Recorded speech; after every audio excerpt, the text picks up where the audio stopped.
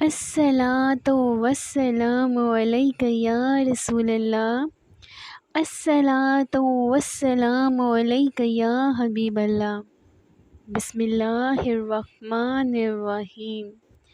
السلام علیکم ورحمۃ اللہ وبرکاتہ۔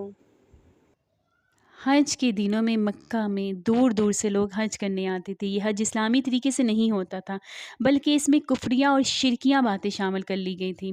ان دنوں یہاں میلے بھی لگتے تھے۔ نبی کریم صلی اللہ علیہ وآلہ وسلم اسلام کی دعوت دینے کے لیے ان میلوں میں بھی جاتے تھے۔ آپ صلی اللہ علیہ وآلہ وسلم وہاں پہنچ کر لوگوں سے فرماتے تھے، کیا کوئی شخص اپنی قوم کی حمایت مجھے پیش کر سکتا ہے؟ کیونکہ قریش کے لوگ مجھے اپنے رب کا پیغام پہنچانے سے روک رہے ہیں۔ نبی کریم صلی اللہ علیہ وآلہ وسلم منع کے میدان میں تشریف لے جاتے، لوگوں کے ٹھکانے پر جاتے اور ان سے فرماتے، لوگوں، اللہ تعالیٰ تمہیں حکم دیتا ہے کہ تم صرف اسی ہی کی عبادت کرو اور کسی کو اس کا شریک نہ ٹھہراؤ۔ نبی کریم صلی اللہ علیہ وآلہ وسلم کا تعاقب کرتے ہوئے ابو لہب بھی وہاں تک پہنچ جاتا ہے اور ان لوگوں سے بلند آواز میں کہتا ہے، لوگوں، یہ شخص چاہتا ہے تم اپنے باپ دادا کا دین چھوڑ دو۔ نبی کریم صلی اللہ علیہ وآلہ وسلم ذوالحجاز کے میلے میں تشریف لے جاتے اور لوگوں سے فرماتے، لوگوں، لا الہ الا اللہ کہہ کر بلائی کو حاصل کرو۔ آپ صلی اللہ علیہ وآلہ وسلم فرماتے، لوگوں، لا الہ الا اللہ کہہ کر بلائی کو حاصل کیا کرو۔ ابو لہب یہاں بھی آ جاتا اور آپ صلی اللہ علیہ وآلہ وسلم کو پتھر مارتے ہوئے کہتا، لوگوں، اس شخص کی بات ہرگز نہ سنو، یہ جھوٹا ہے۔ استغفر اللہ۔ نبی کریم صلی اللہ علیہ وآلہ وسلم قبیلہ کندہ اور قبیلہ کلب کے کچھ خاندانوں کے پاس گئے۔ ان لوگوں کو بنو عبداللہ کہا جاتا تھا۔ آپ صلی اللہ علیہ وآلہ وسلم نے ان سے بھی فرمایا، لوگوں، لا الہ الا اللہ پڑھ لو، فلاح پا جاؤ گے۔ انہوں نے بھی اسلام کی دعوت قبول کرنے سے انکار کر دیا۔ آپ صلی اللہ علیہ وآلہ وسلم پھر بنو حنیفہ اور بنو عامر کے لوگوں کے پاس بھی گئے۔ ان میں سے ایک نے آپ صلی اللہ علیہ وآلہ وسلم کا پیغام سن کر کہا، اگر ہم آپ صلی اللہ علیہ وآلہ وسلم کی بات مان لیں، آپ صلی اللہ علیہ وآلہ وسلم کی حمایت کریں اور آپ صلی اللہ علیہ وآلہ وسلم کی پیروی قبول کر لیں، پھر اللہ تعالیٰ آپ صلی اللہ علیہ وآلہ وسلم کو آپ صلی اللہ علیہ وآلہ وسلم کے مخالفوں پر فتح عطا فرما دے، تو کیا آپ صلی اللہ علیہ وآلہ وسلم کے بعد یہ سرداری اور حکومت ہمارے ہاتھوں میں آ جائے گی؟ یعنی انہوں نے یہ شرط رکھی کہ آپ صلی اللہ علیہ وآلہ وسلم کے بعد حکمرانی ان کی ہوگی۔ جواب میں آپ صلی اللہ علیہ وآلہ وسلم نے ارشاد فرمایا، سرداری اور حکومت صرف و صرف اللہ عز و جل کے ہاتھ میں ہے، اللہ سبحانہ تعالیٰ کے ہاتھ ہی میں ہے، وہ جسے چاہتا ہے سونپ دیتا ہے۔ اس کے بعد اس شخص نے کہا، تو کیا ہم آپ صلی اللہ علیہ وآلہ وسلم کی حمایت میں عربوں سے لڑیں، عربوں کے نیزوں سے اپنے سینے چھنی کروا لیں اور پھر جب آپ صلی اللہ علیہ وآلہ وسلم کامیاب ہو جائے تو سرداری اور حکومت دوسروں کو ملے؟ نہیں، ہمیں آپ صلی اللہ علیہ وآلہ وسلم کی ایسی حکومت اور سرداری کی کوئی ضرورت نہیں ہے۔ اس طرح ان لوگوں نے بھی صاف ہی صاف انکار کر دیا۔ بنو عامر کے یہ لوگ بھی پھر اپنے وطن لوٹ گئے۔ وہاں ان کا ایک بہت برا شخص تھا۔ برا ہونے کی وجہ سے وہ اس قدر کمزور ہو چکا تھا کہ ان کے ساتھ حج کے لیے نہیں جا سکا تھا۔ جب اس نے لوگوں سے حج اور میلے کے حالات پوچھے تو انہوں نے نبی کریم صلی اللہ علیہ وآلہ وسلم کی دعوت کا بھی ذکر کیا اور اپنا جواب بھی اسے بتایا۔ برا شخص یہ سنتے ہی سر پکڑ کر بیٹھ گیا اور افسوس بڑے لہجے میں کہنے لگا، اے بنی عامر، تم سے بہت بڑی غلطی ہوئی، بہت بڑی غلطی کر لی۔ کیا تمہاری اس غلطی کا کوئی علاج ہو سکتا ہے؟ قسم ہے اس ذات کی جس کی قبضے میں میری جان ہے، اسماعیل علیہ السلام کی قوم میں سے جو شخص نبوت کا دعویٰ کر رہا ہے جھوٹا نہیں ہو سکتا، وہ بالکل سچا ہے۔ اور یہ اور بات ہے کہ اس کی سچائی تمہاری عقل میں نہ آ سکے۔ اسی طرح نبی کریم صلی اللہ علیہ وآلہ وسلم نے بنو ابس، بنو سلیم، بنو گناس، بنو مہاری، بنو فزارہ، بنو نظر، بنو مرہ اور بنو عذرا سمیت کئی قبیلوں سے بھی ملے۔ ان سب نے آپ صلی اللہ علیہ وآلہ وسلم کو اور بھی برے جوابات دیے۔ وہ کہتے، آپ صلی اللہ علیہ وآلہ وسلم کا گھرانہ اور آپ صلی اللہ علیہ وآلہ وسلم کا خاندان آپ صلی اللہ علیہ وآلہ وسلم کو زیادہ چاہتا ہے، اسی لیے انہوں نے آپ صلی اللہ علیہ وآلہ وسلم کی پیروی نہیں کی۔ عرب قبیلوں میں سب سے زیادہ تکلیف یمامہ کے بنو حنیفہ سے پہنچی۔ مسلمہ کذاب بھی اس بدبخت قوم کا تھا جس نے نبوت کا دعویٰ کیا تھا۔ اسی طرح بنو ثقیف کے قبیلے نے بھی آپ صلی اللہ علیہ وآلہ وسلم کو بہت برا جواب دیا تھا۔ ان تمام تر ناکامیوں کے بعد آخر کار اللہ تعالیٰ نے اپنے دین کو پھیلانے، اپنے نبی صلی اللہ علیہ وآلہ وسلم کا اکرام کرانے اور اپنا وعدہ پورا کرنے کا ارادہ فرمایا۔ آپ صلی اللہ علیہ وآلہ وسلم حج کے دنوں میں گھر سے نکلے۔ وہ رجب کا مہینہ تھا اور حج سے پہلے مختلف رسموں اور میلوں میں شریک ہونے کے لیے مکہ پہنچا کرتے تھے۔ چنانچہ اسی سال بھی آپ صلی اللہ علیہ وآلہ وسلم مختلف قبیلوں سے ملنے کے لیے نکلے تھے۔ آپ صلی اللہ علیہ وآلہ وسلم عقبہ کے مقام پر پہنچے۔ عقبہ ایک گھاٹی کا نام ہے جس جگہ شیطانوں کو کنکریاں ماری جاتی ہیں۔ یہ گھاٹی ادا کے مقام پر ہے۔ مکہ سے منع کی طرف جائیں تو یہ مقام بائیں ہاتھ پر آتا ہے۔ اب اس جگہ ایک مسجد ہے۔ وہاں آپ صلی اللہ علیہ وآلہ وسلم کی ملاقات مدینہ کی قبیلے خزرج کی ایک جماعت سے ہوئی۔ اوس اور خزرج مدینہ منورہ کے مشہور قبیلے تھے۔ یہ اسلام سے پہلے ایک دوسرے کے جانی دشمن تھے۔ یہ بھی دوسرے عربوں کی طرح حج کیا کرتے تھے۔ یہ حضرات تعداد میں کل 6 تھے۔ ایک روایت کے مطابق ان کی تعداد 8 تھی۔ آپ صلی اللہ علیہ وآلہ وسلم نے انہیں دیکھا، ان کے قریب تشریف لے گئے، ان سے فرمایا میں آپ سے کچھ کہنا چاہتا ہوں۔ وہ بولے ضرور کہیے۔ فرمایا بہتر ہوگا کہ ہم لوگ بیٹھ جائیں۔ پھر آپ صلی اللہ علیہ وآلہ وسلم ان کے پاس بیٹھ گئے۔ ان لوگوں نے جب آپ صلی اللہ علیہ وآلہ وسلم کے چہرے کی طرف دیکھا تو وہاں سچائی ہی سچائی اور بلائی ہی بلائی نظر آئی انہیں۔ ایسے میں آپ صلی اللہ علیہ وآلہ وسلم نے ارشاد فرمایا میں آپ لوگوں کو اللہ عز و جل کی طرف دعوت دیتا ہوں، میں اللہ کا رسول ہوں۔ یہ سنتے ہی انہوں نے کہا اللہ کی قسم، آپ صلی اللہ علیہ وآلہ وسلم کے بارے میں ہمیں معلوم ہے یہودی ایک نبی کی خبر ہمیں دیتے رہے ہیں اور ہمیں ان سے ڈراتے رہے ہیں، یعنی وہ کہتے رہے ہیں کہ ایک نبی ظاہر ہونے والے ہیں، آپ ضرور وہی ہیں۔ کہیں ایسا نہ ہو کہ ہم سے پہلے وہ آپ صلی اللہ علیہ وآلہ وسلم کی پیروی اختیار کر لیں۔ اصل میں بات یہ تھی کہ جب بھی یہودی اور مدینے کے لوگوں میں کوئی لڑائی جھگڑا ہوتا تو یہودی ان سے کہا کرتے تھے بہت جلد ایک نبی کا ظہور ہونے والا ہے، ان کا زمانہ نزدیک آ چکا ہے، ہم اس نبی کی پیروی کریں گے اور ان کے جھنڈے تلے اس طرح تمہارا قتل عام کریں گے جیسے قوم عاد اور قوم ارم کا ہوا تھا۔ ان کا مطلب یہ تھا کہ ہم تمہیں نیست و نابود کر دیں گے۔ اسی بنیاد پر مدینے کے لوگوں کو آپ صلی اللہ علیہ وآلہ وسلم کے ظہور کے بارے میں معلوم تھا، اور اسی بنیاد پر انہوں نے فوراً آپ صلی اللہ علیہ وآلہ وسلم کی بات مان لی اور آپ صلی اللہ علیہ وآلہ وسلم کی تصدیق کی اور مسلمان ہو گئے۔ پی در پہ ناکامیوں کے بعد یہ بہت زبردست کامیابی تھی، اور پھر یہ کامیابی تاریخی اعتبار سے بھی بہت بڑی ثابت ہوئی۔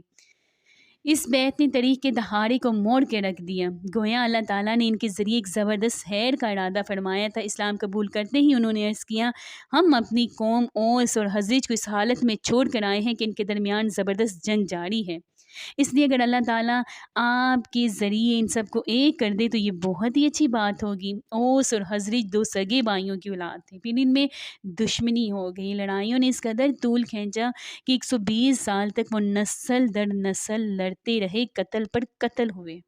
اسی وقت انہوں نے اپنی دشمنی کی طرف اشارہ کیا تھا، لہٰذا انہوں نے کہا ہم اوس اور اپنے قبیلے کے دوسرے لوگوں کو بھی اسلام کی دعوت دیں گے، ہو سکتا ہے کہ اللہ تعالیٰ آپ صلی اللہ علیہ وآلہ وسلم کے نام پر انہیں ایک کر دے۔ اگر آپ صلی اللہ علیہ وآلہ وسلم کی وجہ سے وہ ایک ہو گئے تو ان کا کلمہ ایک ہو گیا، تو پھر آپ صلی اللہ علیہ وآلہ وسلم سے زیادہ قابل عزت اور عزیز کون ہوگا؟ حضور اکرم صلی اللہ علیہ وآلہ وسلم نے ان کی بات کو پسند فرمایا۔ پھر یہ حضرات حج کے بعد مدینہ منورہ پہنچے۔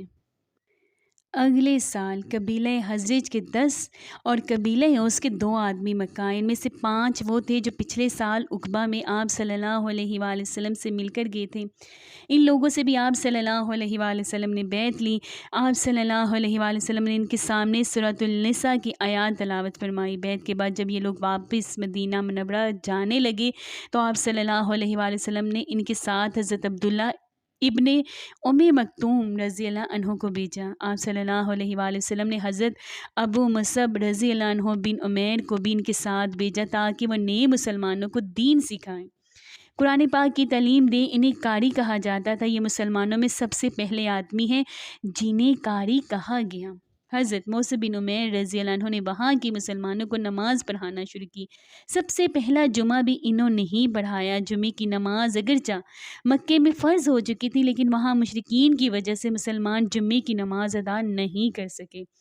سب سے پہلا جمعہ پڑھنے والوں کی تعداد 40 تھی۔ سبحان اللہ۔ حضرت مصعب بن عمیر رضی اللہ عنہ نے مدینہ منورہ میں دین کی تبلیغ شروع کی تو حضرت سعد بن معاذ اور ان کے چچا زاد بھائی حضرت سید بن حضیر رضی اللہ عنہ ان کے ہاتھ پر مسلمان ہو گئے۔ ان کے اسلام لانے کے بعد مدینے میں اسلام اور تیزی سے پھیلنے لگا۔ اس کے بعد حضرت مصعب بن عمیر رضی اللہ عنہ نے حج کے دنوں میں واپس مکہ پہنچے۔ مدینہ منورہ میں اسلام کی کامیابیوں کی خبر سن کر آپ صلی اللہ علیہ وآلہ وسلم بہت خوش ہوئے۔ مدینہ منورہ میں جو لوگ اسلام لا چکے تھے، ان میں سے جو حج کے لیے آئے تھے، انہوں نے فارغ ہونے کے بعد منع میرات کے وقت آپ صلی اللہ علیہ وآلہ وسلم سے ملاقات کی جگہ اور وقت پہلے ہی طے کر لیا گیا تھا۔ ان لوگوں کے ساتھ چونکہ مدینہ سے مشرک لوگ بھی آئے ہوئے تھے اور ان سے ملاقات کو پوشیدہ رکھنا تھا، اس لیے یہ ملاقات رات کے وقت ہوئی۔ یہ حضرات کل 73 یعنی کہ 73 مرد اور 2 عورتیں تھیں۔ ملاقات کی جگہ عقبہ کی گھاٹی تھی، وہاں ایک دو دو کر کے جمع ہو گئی۔ اس مجمع میں 11 آدمی قبیلہ اوس کے تھے۔ پھر آپ صلی اللہ علیہ وآلہ وسلم تشریف لائے۔ آپ صلی اللہ علیہ وآلہ وسلم کے چچا حضرت عباس بن عبد المطلب رضی اللہ عنہ بھی ساتھ تھے۔ اس کے علاوہ آپ صلی اللہ علیہ وآلہ وسلم کے ساتھ کوئی نہیں تھا۔ حضرت عباس رضی اللہ عنہ بھی اس وقت مسلمان نہیں ہوئے تھے۔ اس وقت آپ صلی اللہ علیہ وآلہ وسلم گویا اپنے چچا کے ساتھ آئے تھے تاکہ اس معاملے کو خود دیکھیں۔ ایک روایت کے مطابق اس موقع پر حضرت ابوبکر صدیق رضی اللہ عنہ اور حضرت علی رضی اللہ عنہ بھی ساتھ آئے تھے۔ سب سے پہلے حضرت عباس رضی اللہ عنہ نے ان کے سامنے تقریر کی۔ انہوں نے کہا، تم لوگ جو عہد و پیمان یعنی کہ رسول اللہ صلی اللہ علیہ وآلہ وسلم سے کرو، اس کو ہر حال میں پورا کرنا۔ اگر پورا نہ کر سکو تو بہتر ہے کہ کوئی عہد و پیمان نہ کرو۔ اس پر ان حضرات نے وفاداری نبھانے کے وعدے کیے۔ تب نبی کریم صلی اللہ علیہ وآلہ وسلم نے ان سے ارشاد فرمایا، تم ایک اللہ کی عبادت کرو اور اسی کے ساتھ کسی کو شریک نہ ٹھہراؤ۔ اپنی ذات کی حد تک یہ کہتا ہوں کہ میری حمایت کرو اور میری حفاظت کرو۔ اس موقع پر ایک انصاری بولے، اگر ہم ایسا کریں تو ہمیں کیا ملے گا؟ آپ صلی اللہ علیہ وآلہ وسلم نے ارشاد فرمایا، اس کے بدلے میں تمہیں جنت ملے گی۔ اب وہ سب بول اٹھے، یہ نفع کا سودا ہے، ہم اسے ختم نہیں کریں گے۔ اب ان سب نے نبی کریم صلی اللہ علیہ وآلہ وسلم سے بیعت کی، حضور صلی اللہ علیہ وآلہ وسلم کی حفاظت کا وعدہ کیا۔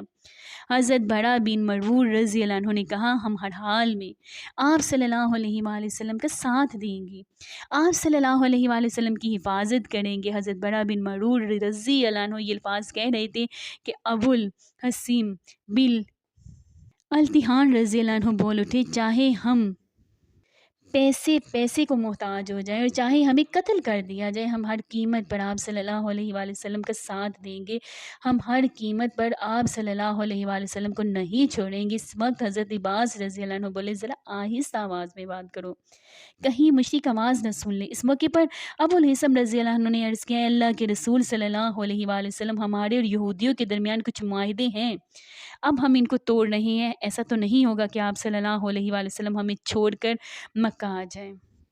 یہ سن کر آپ صلی اللہ علیہ وآلہ وسلم مسکرائے اور فرمایا، نہیں، بلکہ میرا خون اور تمہارا خون ایک ہے، جس سے تم جنگ کرو گے اس سے میں جنگ کروں گا، جسے تم پناہ دو گے اسے میں پناہ دوں گا۔ پھر آپ صلی اللہ علیہ وآلہ وسلم نے ان سے 12 آدمی الگ کیے، یہ 9 حضرت میں سے اور 3 اوس میں سے تھے۔ آپ صلی اللہ علیہ وآلہ وسلم نے ان سے فرمایا، تم میرے جانثار ہو، میرے نقیب ہو۔ ان 12 حضرات میں یہ شامل تھے سعد بن عبادہ، سعد بن رواحہ، برا بن مرور اور ابو الحسم ابن التحان، اسید بن حضیر، عبداللہ بن عمرو بن حزام، عبادہ بن سامت اور رافع بن مالک رضی اللہ عنہ۔ ان میں سے ہر ایک اپنے اپنے قبیلے کا نمائندہ تھا۔ آپ صلی اللہ علیہ وآلہ وسلم نے ان جان نثاروں سے فرمایا، تم لوگ اپنی اپنی قوم کی طرف سے اس طرح میرے کفیل ہو جیسے عیسیٰ علیہ السلام کے 12 حواری ان کے کفیل تھے، اور میں اپنی قوم یعنی مہاجروں کی طرف سے کفیل اور ذمہ دار ہوں۔ اس بیعت کو بیعت عقبہ ثانیہ کہا جاتا ہے۔ یہ بہت اہم تھی۔ اس بیعت کے ہونے پر شیطان نے بہت وویلا کیا، چیخا اور چلایا، کیونکہ یہ اسلام کی ترقی کی بنیاد تھی۔ جب یہ مسلمان مدینہ پہنچے تو انہوں نے کھل کر اپنے اسلام قبول کرنے کا اعلان کر دیا، اعلانیہ نمازیں پڑھنے لگے۔ مدینہ منورہ میں حالات سازگار دیکھ کر نبی کریم صلی اللہ علیہ وآلہ وسلم نے مسلمانوں کو مدینہ منورہ کی طرف ہجرت کرنے کا حکم دیا، کیونکہ قریش کو جب یہ پتہ چلا کہ نبی اکرم صلی اللہ علیہ وآلہ وسلم نے ایک جنگجو قوم کے ساتھ ناطہ جوڑ لیا ہے اور ان کے ہاں ٹھکانہ بنا لیا ہے، تو انہوں نے مسلمانوں کا مکہ میں جینا اور مشکل کر دیا، تکالیف دینے کا ایسا سلسلہ شروع کیا کہ اب تک ایسا نہیں کیا تھا۔ روز بروز صحابہ کو پریشانیاں اور مصیبتیں بڑھتی چلی جا رہی تھی۔ کچھ صحابہ کو دین سے پھیرنے کے لیے طرح طرح کے طریقے بھی آزمائے گئے، طرح طرح کے انہیں عذاب دیے گئے۔ آخر صحابہ نے اپنی مصیبتوں کی فریاد آپ صلی اللہ علیہ وآلہ وسلم سے کی اور مکہ سے ہجرت کر جانے کی اجازت بھی مانگی۔ حضور اکرم صلی اللہ علیہ وآلہ وسلم چند دن خاموش رہے، آخر ایک دن فرمایا، مجھے تمہاری ہجرت گاہ کی خبر دی گئی ہے، وہ یثرب ہے، یعنی کہ مدینہ شریف ہے۔ اور اس کے بعد حضور اکرم صلی اللہ علیہ وآلہ وسلم نے انہیں ہجرت کرنے کی اجازت دے دی۔ اس اجازت کے بعد صحابہ کرام ایک ایک دو دو کر کے چھپ چھپا کر جانے لگے۔ مدینے کی طرف روانہ ہونے سے پہلے نبی اکرم صلی اللہ علیہ وآلہ وسلم نے اپنے صحابہ کے درمیان بھائی چارہ فرمایا، انہیں ایک دوسرے کا بھائی بنایا۔ مثلا حضرت ابوبکر صدیق رضی اللہ عنہ اور حضرت عمر رضی اللہ عنہ کے درمیان بھائی چارہ فرمایا۔ اسی طرح حضرت حمزہ رضی اللہ عنہ کو حضرت زید بن حارثہ رضی اللہ عنہ کا بھائی بنایا۔ حضرت عثمان رضی اللہ عنہ کو حضرت عبد الرحمن بن عوف رضی اللہ عنہ کا بھائی بنایا۔ حضرت عبادہ بن صامت رضی اللہ عنہ اور حضرت بلال رضی اللہ عنہ کے درمیان، حضرت موسیٰ بن عمیر رضی اللہ عنہ اور حضرت سعد ابن ابی وقاص کے درمیان، حضرت ابو عبیدہ بن جراح رضی اللہ عنہ اور حضرت ابو حذیفہ رضی اللہ عنہ کے غلام حضرت سالم رضی اللہ عنہ کے درمیان، حضرت سعید بن زید رضی اللہ عنہ اور حضرت طلحہ بن عبید اللہ رضی اللہ عنہ کے درمیان، اور حضرت علی رضی اللہ عنہ کو خود اپنا بھائی بنایا۔ مسلمانوں میں سے جن صحابہ نے سب سے پہلے مدینہ کی طرف ہجرت کی وہ رسول اکرم صلی اللہ علیہ وآلہ وسلم کے پھوپھی زاد بھائی حضرت ابو سلمہ عبداللہ بن عبداللہ مخزومی رضی اللہ عنہ ہیں۔ انہوں نے سب سے پہلے تنہا جانے کا ارادہ فرمایا۔ جب یہ حبشہ سے واپس مکہ آئے تو انہیں سخت تکالیف پہنچائی گئی تھی۔ آخر انہوں نے واپس حبشہ جانے کا ارادہ کر لیا تھا، مگر پھر انہیں مدینے کے لوگوں کے مسلمان ہونے کا پتہ چلا تو یہ رک گئے اور ہجرت کی اجازت ملنے پر مدینہ شریف روانہ ہوئے۔ مکہ سے روانہ ہوتے وقت یہ اپنے اونٹ پر سوار ہوئے اور اپنی بیوی ام سلمہ رضی اللہ عنہا اور اپنے دودھ پیتے بچے کو بھی ساتھ سوار کر لیے۔ جب ان کے سسرال والوں کو پتہ چلا تو انہیں روکنے کے لیے دوڑے اور راستے میں جا پکڑا، ان کا راستہ روک کر کھڑے ہو گئے۔ انہوں نے ان کے اونٹ کی مہار پکڑی اور بولے، اے ابو سلمہ، تم اپنے بارے میں اپنی مرضی کے محتار ہو، مگر ام سلمہ ہماری بیٹی ہے، ہم یہ گوارا نہیں کر سکتے کہ تم اسے ساتھ لے جاؤ۔ یہ کہہ کر انہوں نے ام سلمہ رضی اللہ عنہا کی اونٹ کی لگام کھینچ لی۔ اسی وقت ابو سلمہ کے خاندان کے لوگ بھی وہاں پہنچ کر بولے، ابو سلمہ کا بیٹا ہمارے خاندان کا بچہ ہے، تب جب تم نے اپنی بیٹی کو اس کے قبضے سے چھڑا لیا تو ہم بھی اپنے بچے کو اس کے ساتھ نہیں جانے دیں گے۔ یہ کہہ کر انہوں نے بچے کو بھی چھین لیا۔ اس طرح ان ظالموں نے حضرت ابو سلمہ رضی اللہ عنہ کو ان کی بیوی اور بچے سے جدا کر دیا۔ ابو سلمہ رضی اللہ عنہ تنہا مدینہ منورہ پہنچے۔ ام سلمہ رضی اللہ عنہ شوہر اور بچی کی جدائی کی غم میں روزانہ صبح سویرے مکہ سے باہر مدینہ منورہ کی طرف جانے والے راستے میں جا کر بیٹھ جاتی اور روتی رہتی۔ ایک دن ان کے ایک رشتہ دار ادھر سے گزرا، انہوں نے روتے دیکھا تو ترس آ گیا۔ وہ اپنی قوم کے لوگوں میں گیا اور ان سے بولا، تمہیں اس غریب پر رحم نہیں آتا؟ اسے اس کے ساتھ شوہر اور بچے سے جدا کر دیے، کچھ تو خیال کرو۔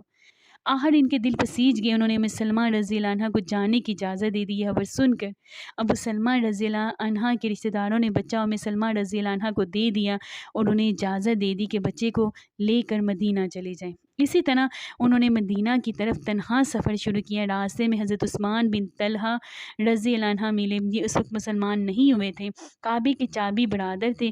یہ صلح حدیبیہ کے موقع پر مسلمان ہوئے تھے اور ان کی حفاظت کی غرض سے ان کے اونٹ کے ساتھ چلتے رہے، یہاں تک کہ انہیں قباء میں پہنچا دیا۔ پھر حضرت عثمان بن طلحہ رضی اللہ عنہ یہ کہتے ہوئے رخصت ہو گئے، تمہارے شوہر یہاں موجود ہیں۔ اس طرح ام سلمہ رضی اللہ عنہ مدینہ پہنچی۔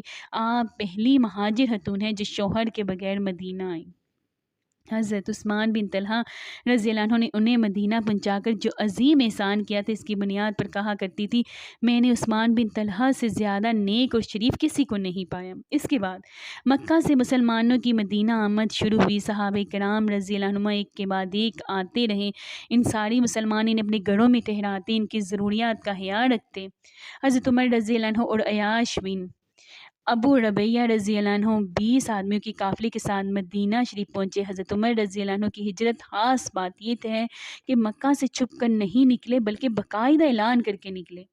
انہوں نے پہلے خانہ کعبے کا طواف کیا، پھر مقام ابراہیم پر 2 رکعت نماز ادا کی۔ اس کے بعد مشرکین سے بولے، جو شخص اپنے بچوں کو یتیم کرنا چاہتا ہے، اپنی بیوی کو بیوہ کرنا چاہتا ہے یا اپنی ماں کی گود ویران کرنا چاہتا ہے، وہ مجھے جانے سے روک کر دکھائے۔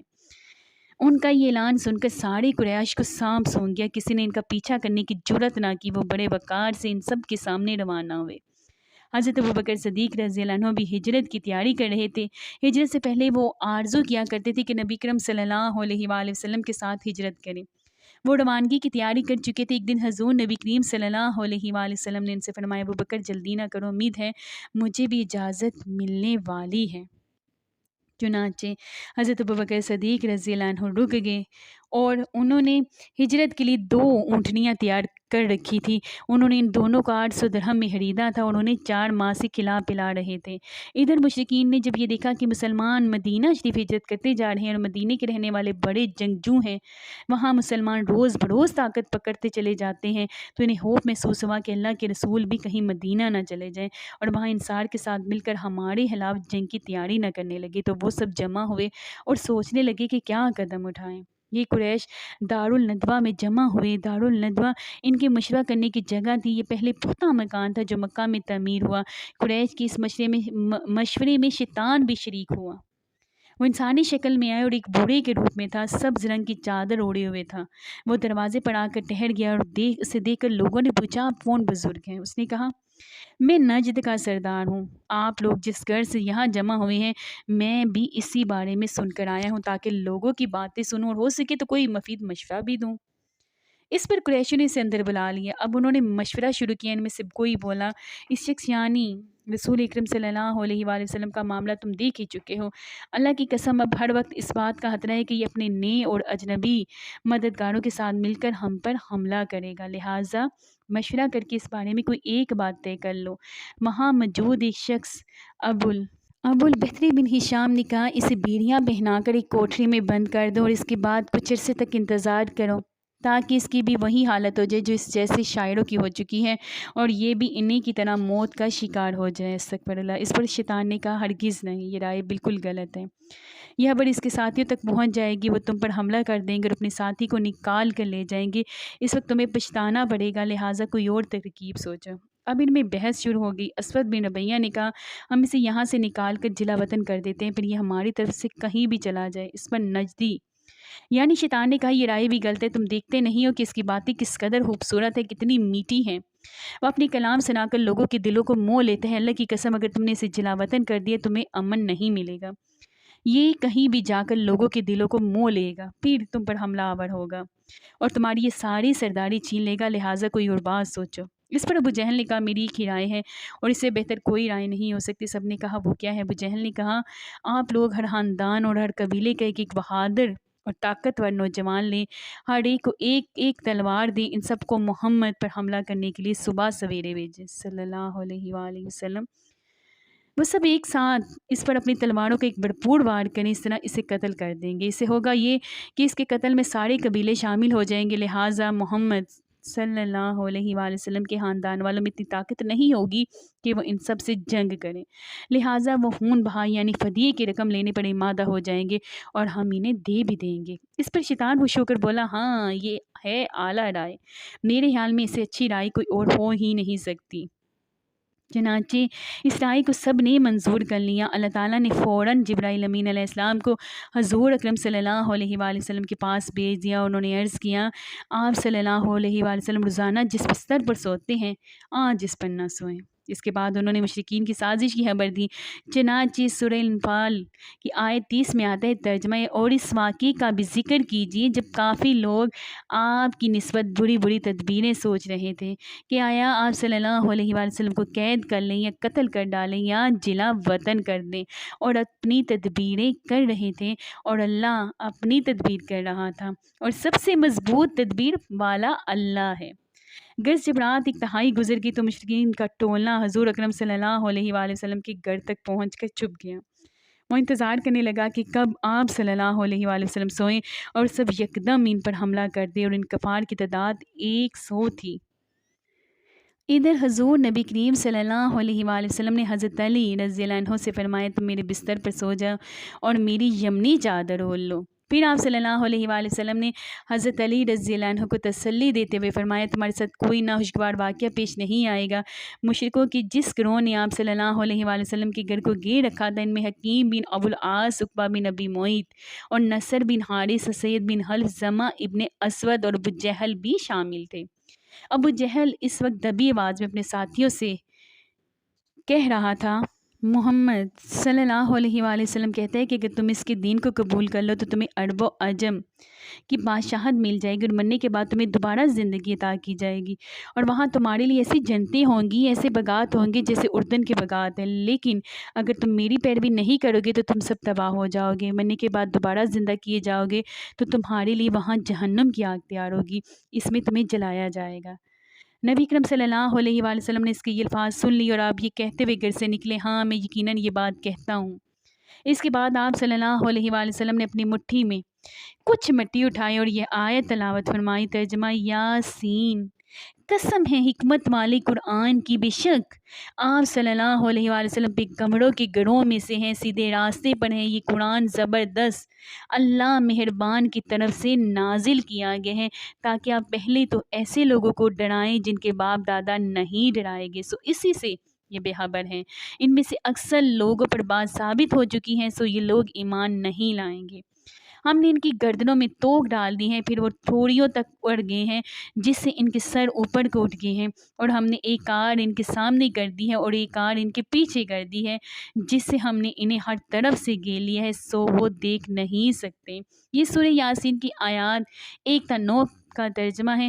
ان آیات کی برکت سے اللہ تعالیٰ نے کفار وقتی طور پر اندھا کر دیا، کفار کو وقتی طور پر اندھا کر دیا، وہ حضرت صلی اللہ علیہ وآلہ وسلم کو اپنے سامنے سے جاتے ہوئے نہ دیکھ سکے۔ حضور صلی اللہ علیہ وآلہ وسلم نے جو مٹی پھینکی تھی وہ ان سب کے سروں پر گری، کوئی بھی ایک ایسا نہ بچا جس پر مٹی نہ گری ہو۔ جب قریش کو پتہ چلا کہ حضور صلی اللہ علیہ وآلہ وسلم ان کے سروں پر ہاتھ ڈال کر جا چکے ہیں تو وہ سب گھر کے اندر داخل ہو گیا۔ آپ صلی اللہ علیہ وآلہ وسلم کے بستر پر حضرت علی رضی اللہ عنہ چادر اوڑھے سو رہے تھے، یہ دیکھ کر وہ بولے، خدا کی قسم یہ تو اپنی چادر اوڑھے سو رہے ہیں، لیکن جب چادر الٹی گئی تو بستر پر حضرت علی رضی اللہ عنہ نظر آئے۔ مشرکین حیرت زدہ رہ گئے، انہوں نے حضرت علی رضی اللہ عنہ سے پوچھا تمہارے صاحب کہاں ہیں؟ مگر انہوں نے کچھ نہ بتایا۔ وہ حضرت علی رضی اللہ عنہ کو مارتے ہوئے باہر لے آئے اور مسجد حرام تک لائے، کچھ دیر تک انہوں نے انہیں روکے رکھا، پھر چھوڑ دیا۔ اب حضور صلی اللہ علیہ وآلہ وسلم کو ہجرت کے سفر پر روانہ ہونا تھا۔ انہوں نے حضرت جبرائیل امین علیہ السلام سے پوچھا میرے ساتھ دوسرا ہجرت کرنے والا کون ہوگا؟ جواب میں حضرت جبرائیل امین علیہ السلام نے کہا ابو بکر صدیق رضی اللہ عنہ ہوں گے۔ حضور صلی اللہ علیہ وآلہ وسلم اس وقت تک چادر اوڑھے ہوئے تھے، اسی حالت میں حضرت ابو بکر صدیق رضی اللہ عنہ گھر پہنچے، دروازے پر دستک دی تو حضرت اسماء رضی اللہ عنہ نے دروازہ کھولا۔ حضور صلی اللہ علیہ وآلہ وسلم کو دیکھ کر اپنے والد حضرت ابو بکر صدیق رضی اللہ عنہ کو بتایا کہ رسول اللہ صلی اللہ علیہ وآلہ وسلم آئے ہیں اور چادر اوڑھے ہوئے ہیں۔ یہ سنتے ہی حضرت ابو بکر صدیق رضی اللہ عنہ بول اٹھے، اللہ کی قسم اس وقت آپ صلی اللہ علیہ وآلہ وسلم یقیناً کسی خاص کام سے تشریف لائے ہیں۔ پھر انہوں نے آپ صلی اللہ علیہ وآلہ وسلم کو اپنی چارپائی پر بٹھایا۔ آپ صلی اللہ علیہ وآلہ وسلم نے ارشاد فرمایا دوسرے لوگوں کو یہاں سے اٹھا دو۔ حضرت ابو بکر صدیق رضی اللہ عنہ نے حیران ہو کر عرض کیا اللہ کے رسول صلی اللہ علیہ وآلہ وسلم یہ تو سب میرے گھر والے ہیں۔ اس پر آپ صلی اللہ علیہ وآلہ وسلم نے فرمایا مجھے ہجرت کی اجازت مل گئی ہے۔ ابو بکر صدیق رضی اللہ عنہ فوراً بول اٹھے میرے ماں باپ آپ صلی اللہ علیہ وآلہ وسلم پر قربان کہ آپ صلی اللہ علیہ وآلہ وسلم کے ساتھ میں جاؤں گا۔ جواب میں حضور نبی کریم صلی اللہ علیہ وآلہ وسلم نے ارشاد فرمایا ہاں تم میرے ساتھ جاؤ گے۔ یہ سنتے ہی ہمارے خوشی کے حضرت ابو بکر صدیق رضی اللہ عنہ رونے لگے۔ حضرت عائشہ صدیقہ رضی اللہ عنہ فرماتی ہے میں نے اپنے والد کو روتے دیکھا تو حیران ہوئی، اس لیے اس وقت تک نہیں جانتی تھی کہ انسان خوشی کی وجہ سے بھی رو سکتا ہے۔ پھر حضرت ابوبکر صدیق رضی اللہ عنہ نے عرض کیا اے اللہ کے رسول آپ پر میرے ماں باپ قربان، آپ صلی اللہ علیہ وآلہ وسلم ان دونوں اونٹنوں میں سے ایک کو لے لیں، میں نے انہیں اسی سفر کے لیے تیار کیا ہے۔ اس پر حضور صلی اللہ علیہ وآلہ وسلم نے فرمایا میں یہ قیمت دے کر لے سکتا ہوں۔ یہ سن کر حضرت ابوبکر صدیق رضی اللہ عنہ رونے لگے اور اس کے اللہ کے رسول صلی اللہ علیہ وآلہ وسلم آپ صلی اللہ علیہ وآلہ وسلم پر میرے ماں باپ قربان، اور میرے سب مال۔ تو آپ صلی اللہ علیہ وآلہ وسلم ہی گئے، حضور صلی اللہ علیہ وآلہ وسلم نے ایک اونٹنی لے لی۔ بعض روایات میں آتے کہ حضور صلی اللہ علیہ وآلہ وسلم نے اونٹنی کی قیمت دی تھی۔ اس اونٹنی کا نام قصوہ تھا۔ یہ آپ صلی اللہ علیہ وآلہ وسلم کی وفات تک آپ صلی اللہ علیہ وآلہ وسلم کے پاس ہی رہی۔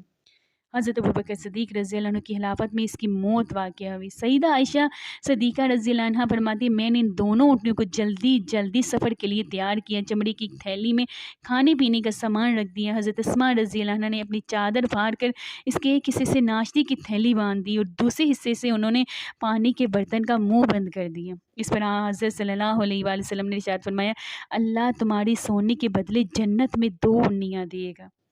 اونٹنی کو پھاڑ کر 2 گننے کے عمل کی بنیاد پر حضرت اسماء رضی اللہ عنہ کو ذات الناطقین کا لقب ملا، یعنی 2 اونٹنی والی۔ یاد رہے کہ نطاق اس دوپٹے کو کہا جاتا ہے جسے عرب کی عورتیں کام کے دوران کمر کی گرد باندھ لیتی تھی۔ پھر رات کے وقت حضور صلی اللہ علیہ وآلہ وسلم حضرت ابوبکر صدیق رضی اللہ عنہ کے ساتھ روانہ ہوئے اور پہاڑ سور کے پاس پہنچے۔ سفر کے دوران کبھی حضرت ابوبکر صدیق رضی اللہ عنہ حضور صلی اللہ علیہ وآلہ وسلم کے آگے چلنے لگتے تو کبھی پیچھے۔ حضرت صلی اللہ علیہ وآلہ وسلم نے دریافت فرمایا، ابوبکر ایسا کیوں کر رہے ہو؟ جواب میں انہوں نے عرض کیا، اللہ کے رسول میں اس خیال سے پریشان ہوں کہ کہیں راستے میں کوئی آپ صلی اللہ علیہ وآلہ وسلم کی گاد میں نہ بیٹھا ہوں۔ اس پہاڑ میں ایک غار تھا، دونوں غار کے دہانے تک پہنچے تو حضرت ابوبکر صدیق رضی اللہ عنہ نے عرض کیا، قسم ذات کی جس نے آپ صلی اللہ علیہ وآلہ وسلم کو حق دے کر بھیجا ہے، آپ صلی اللہ علیہ وآلہ وسلم ذرا ٹھہریے، پہلے غار میں داخل ہوں گا میں، اگر غار میں کوئی موذی گرا ہوا تو کہیں وہ آپ صلی اللہ علیہ وآلہ وسلم کو نقصان نہ پہنچا دے۔ چنانچہ حضرت ابوبکر صدیق رضی اللہ عنہ غار میں داخل ہوئے۔ انہوں نے غار کو ہاتھوں سے ٹٹول کر دیکھنا شروع کیا، جہاں کوئی سوراخ ملتا اپنی چادر سے ایک ٹکڑا پھاڑ کر اس کو بند کر دیتے۔ اس طرح انہوں نے تمام سوراخ بند کر دیے، مگر ایک سوراخ رہ گیا اور اس میں سانپ تھا۔ حضرت ابوبکر صدیق رضی اللہ عنہ نے اس سوراخ پر اپنی ایڑی رکھ دی۔ اس کے بعد حضرت صلی اللہ علیہ وآلہ وسلم غار میں داخل ہوئے تو سانپ نے اپنے سوراخ پر ایڑی دیکھی تو اس پر ڈنگ مارا۔ تکلیف کی شدت سے حضرت ابوبکر صدیق رضی اللہ عنہ کی آنکھوں سے آنسو نکل پڑے، لیکن انہوں نے اپنے منہ سے آواز نہ نکلنے دی، اس لیے کہ اس وقت حضرت صلی اللہ علیہ وآلہ وسلم ان کے زانوں پر سر رکھ کر سو رہے تھے۔ حضرت ابوبکر صدیق رضی اللہ عنہ نے سانپ کے ڈسنے کے باوجود اپنے جسم کو ذرا سی بھی حرکت نہ دی، نہ آواز نکالے کہ کہیں آپ صلی اللہ علیہ وآلہ وسلم کی آنکھ نہ کھل جائے۔ تب آنکھ سے آنسو نکلنے کے وہ کسی طرح نہ روک سکے، وہ حضور صلی اللہ علیہ وآلہ وسلم پر گر پڑے۔ ان کے گرنے سے حضور صلی اللہ علیہ وآلہ وسلم کی آنکھ کھل گئی۔ آپ صلی اللہ علیہ وآلہ وسلم نے حضرت ابوبکر صدیق رضی اللہ عنہ کی آنکھوں میں آنسو دیکھے تو پوچھا، ابوبکر کیا ہوا؟ انہوں نے جواب دیا، آپ صلی اللہ علیہ وآلہ وسلم پر میرے ماں باپ قربان، مجھے سانپ نے ڈس لیا ہے۔ آپ صلی اللہ علیہ وآلہ وسلم نے اپنا لعاب دہن سانپ کے کانٹے کی جگہ پر لگایا۔ جب سانپ کے کانٹے کی جگہ پر لگا دی، اسے تکلیف اور زہر کا اثر فوراً دور ہو گیا۔ صبح ہوئی، حضرت صلی اللہ علیہ وآلہ وسلم کو حضرت ابوبکر صدیق رضی اللہ عنہ کے جسم پر چادر نظر آئی تو دریافت کیا، ابوبکر چادر کہاں ہے؟ انہوں نے بتایا، اللہ کے رسول، میں نے چادر پھاڑ کر اس غار کے سوراخ پر بند کر دیے تھے۔ آپ صلی اللہ علیہ وآلہ وسلم نے حضرت ابوبکر صدیق رضی اللہ عنہ کے جسم پر چادر نہ نظر آئی تو دریافت کیا، چادر کہاں ہے؟ تو پھر انہوں نے کہا کہ میں نے چادر پھاڑ کر اس غار کے سوراخ بند کیے ہیں۔ آپ صلی اللہ علیہ وآلہ وسلم نے پھر دعا کے لیے ہاتھ اٹھا دیے اور فرمائے، اللہ ابوبکر کو جنت میں میرا ساتھی بنانا۔ اسی وقت اللہ تعالیٰ نے وحی کے ذریعے خبر دی کہ آپ صلی اللہ علیہ وآلہ وسلم کی دعا قبول کر لی گئی ہے۔ ادھر قریش کے لوگ نبی اکرم صلی اللہ علیہ وآلہ وسلم کی تلاش میں اس غار کے قریب آ پہنچے۔ ان میں سے چند ایک جلدی سے آگے بڑھ کر غار میں جھانکنے لگے۔ غار کے دہانے پر انہیں مکڑی کا جالا نظر آیا، ساتھ ہی 2 جنگلی کبوتر نظر آئے۔ اس پر ان میں سے ایک نے کہا، اس غار میں کوئی نہیں۔ ایک روایت میں یوں آیا ہے، ان میں امیہ بن حلف بھی تھا اور اس نے کہا، اس غار کے اندر جا کر دیکھو۔ کسی نے جواب دیا، غار کے اندر جا کر دیکھنے کی کیا ضرورت ہے؟ غار کے منہ پر بہت جالے لگے ہوئے ہیں، اگر وہ اندر جاتے تو یہ جالے باقی نہ رہتے، نہ یہاں کبوتر کے انڈے ہوتے۔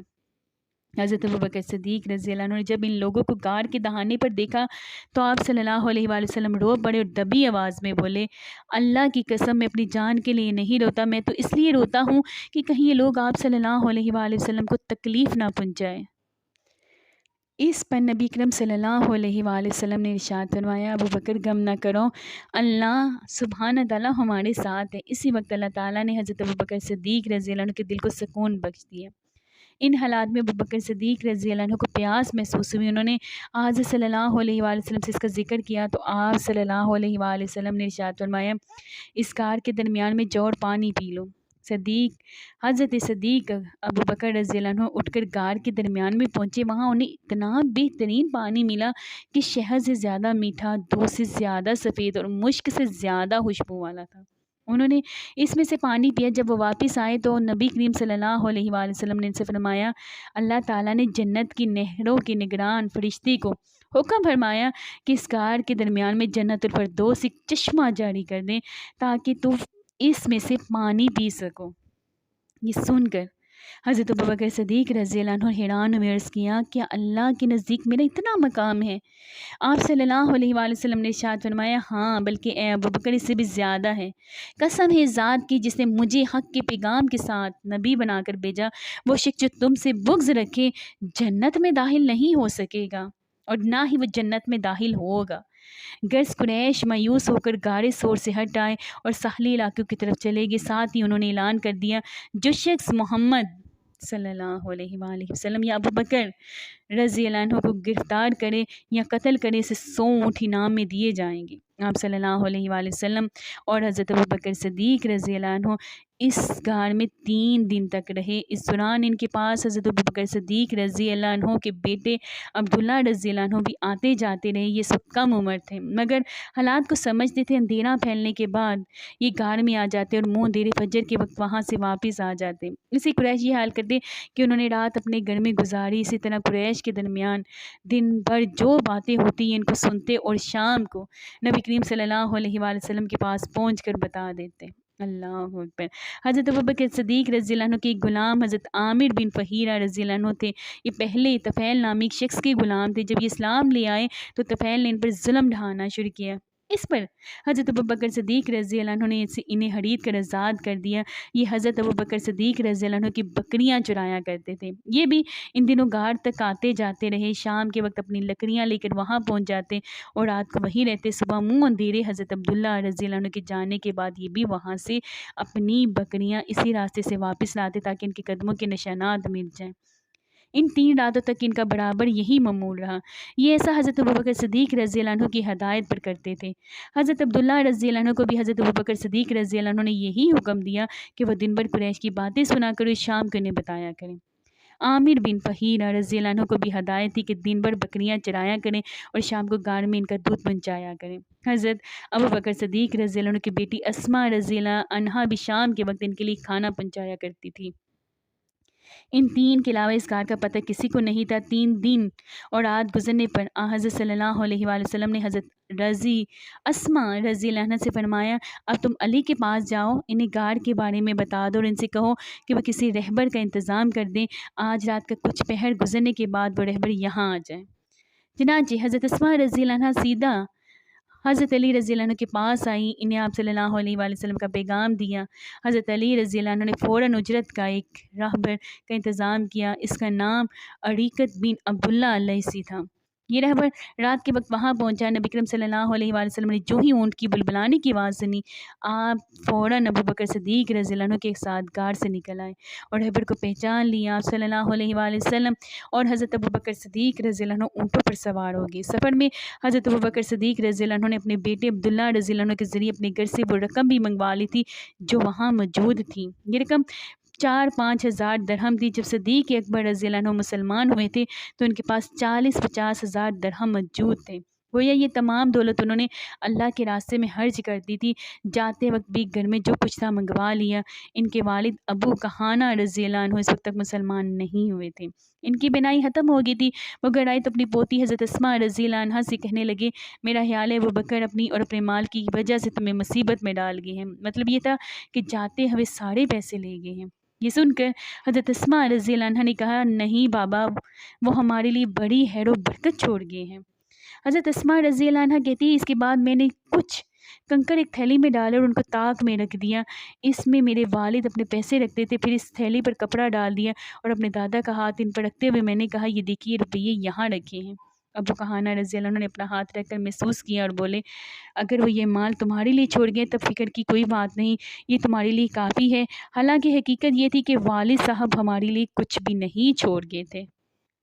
نبی اکرم صلی اللہ علیہ وآلہ وسلم کے ہجرت کر جانے کی خبر ایک صحابی حضرت حمزہ بن جندب رضی اللہ عنہ کو ملی تو کہنے لگے اب میرے مکہ میں رہنے کی کوئی وجہ نہیں ہے۔ پھر انہوں نے اپنے گھر والوں کو بھی ساتھ چلنے کا حکم دیا۔ یہ گھرانہ مدینہ منورہ کے لیے نکل کھڑا ہوا۔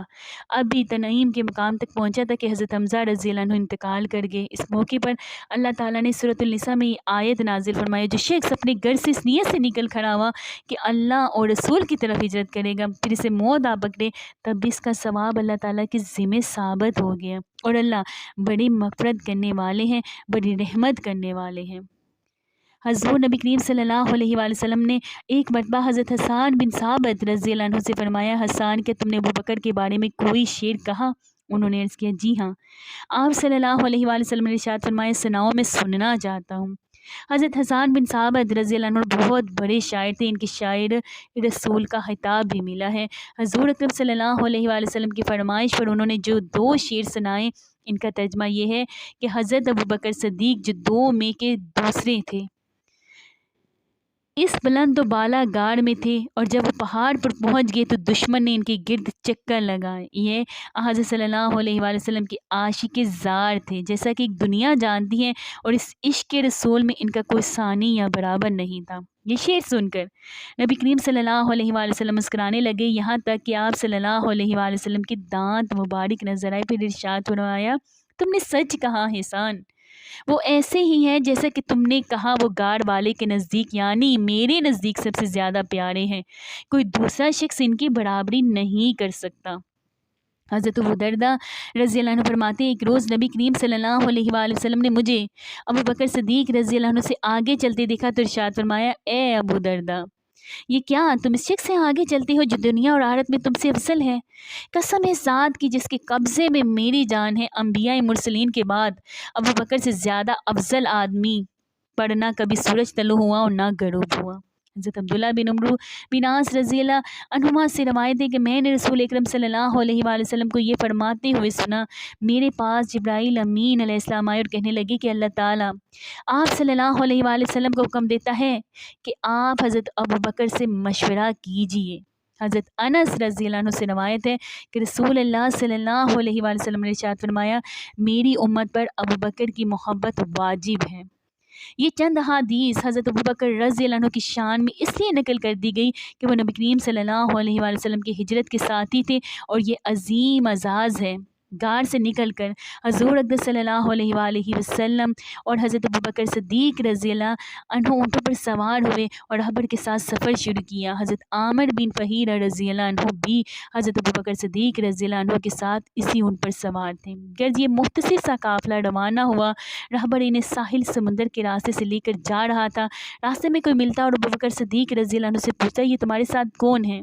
تو آپ صلی اللہ علیہ وآلہ وسلم اس کے جواب میں فرماتے میرے ساتھ میرے رہبر ہیں، یعنی میرے ساتھ مجھے راستہ دکھانے والے ہیں۔ ان کا مطلب تھا کہ یہ دین کا راستہ دکھانے والے ہیں، مگر پوچھنے والے اس گول مول جواب سے یوں سمجھتے کہ یہ کوئی رہبر گائیڈ ہے جو ساتھ جا رہے ہیں۔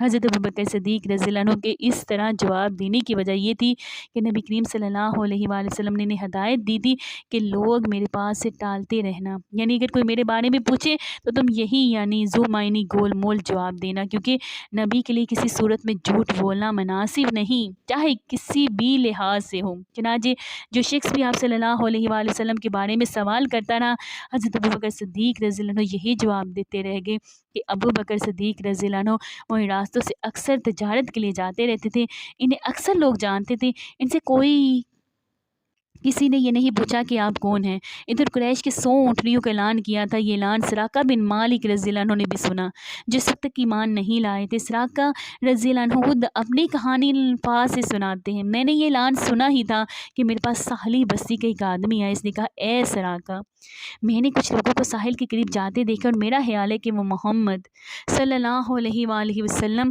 اور ان کے ساتھی ہیں۔ مجھے بھی یقین ہو گیا کہ وہ حضرت صلی اللہ علیہ وآلہ وسلم اور ان کے ساتھی ہی ہو سکتے ہیں۔ چنانچہ میں اٹھا گر گیا اور اپنی باندی کو حکم دیا کہ میری گھوڑی نکال کر چپکے سے وادی میں پہنچا دے اور وہیں ٹھہر کر میرا انتظار کرے۔ اس کے بعد میں نے اپنا نیزہ نکالا اور اپنے گھر کی پچھلی طرف نکل کر وادی میں پہنچا۔ اس رازداری میں مقصد یہ تھا کہ میں اکیلا ہی کام کر ڈالوں اور 100 اونٹنیوں کا انعام حاصل کر لوں۔ میں نے اپنی ذرا بھی پہن لی تھی۔ پھر میں اپنی گھوڑی پر سوار ہو کر اس طرف روانہ ہوا۔ میں نے اپنی گھوڑی کو بہت تیز دوڑایا، یہاں تک کہ آخرکار میں نبی کریم صلی اللہ علیہ وآلہ وسلم سے کچھ فاصلے پر پہنچ گیا۔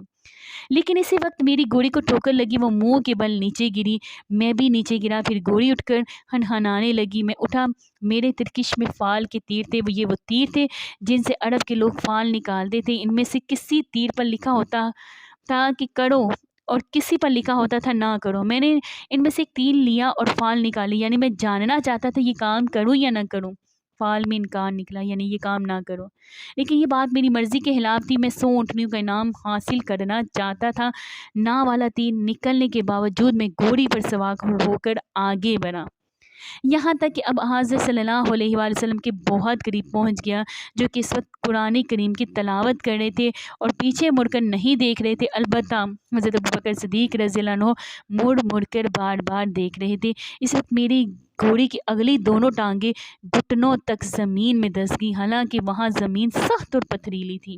میں گھوڑی سے اترا، اسے ڈانٹا، وہ کھڑی ہوگی، لیکن اس کی ٹانگیں ابھی تک زمین میں دھسی ہوئی تھی، وہ زمین سے نہ نکلی۔ میں نے پھر فال نکال لی، انکار والا تیر ہی نکلا۔ آخر میں پکار اٹھا، میری طرف دیکھیے، میں آپ کو کوئی نقصان نہیں پہنچاؤں گا، نہ میری طرف سے آپ کو کوئی ناگوار بات پیش آئے گی۔ میں سراقہ بن مالک ہوں، آپ کا ہمدرد ہوں، آپ کو نقصان پہنچانے والا نہیں ہوں۔ مجھے معلوم نہیں کہ میری بستی کے لوگ بھی آپ کی طرف روانہ ہو چکے ہیں یا نہیں۔ یہ کہنے سے میرا مطلب تھا کہ اگر کچھ اور لوگ اس طرف آ رہے ہیں تو میں انہیں روک دوں گا۔ اس پر نبی کریم صلی اللہ علیہ وآلہ وسلم نے حضرت ابوبکر صدیق رضی اللہ عنہ سے فرمایا، اسے پوچھو یہ کیا چاہتا ہے۔ اب میں نے انہیں اپنے بارے میں بتایا، اپنے ارادے کے بارے میں بتا دیا اور بولا، بس آپ دعا کر دیجئے کہ میری گھوڑی کی ٹانگیں زمین سے نکل آئیں۔ میں وعدہ کرتا ہوں اب آپ کا پیچھا نہیں کروں گا۔ نبی کریم صلی اللہ علیہ وآلہ وسلم نے دعا فرمائی اور آپ صلی اللہ علیہ وآلہ وسلم کی دعا فرماتے ہی حضرت سراقہ رضی اللہ عنہ کی گھوڑی کے پاؤں زمین سے نکل آئے۔ گھوڑی کے پاؤں جو ہی باہر آئے، سراقہ رضی اللہ عنہ پھر اس پر سوار ہوئے اور آپ صلی اللہ علیہ وآلہ وسلم کی طرف بڑھے۔ آپ صلی اللہ علیہ وسلم نے دعا فرمائی، اے اللہ ہمیں اس سے باز رکھ۔ اس دعا کے ساتھ ہی گھوڑی پیر تک زمین میں دھس گئی۔ اب انہوں نے کہا، اے محمد صلی اللہ علیہ وآلہ وسلم، میں قسم کھا کر کہتا ہوں مجھے اس مصیبت سے نجات دلا لیں، میں آپ صلی اللہ علیہ وآلہ وسلم کا ہمدرد ثابت ہوں گا۔ نبی کریم صلی اللہ علیہ وآلہ وسلم نے ارشاد فرمایا، زمین اسے چھوڑ دے۔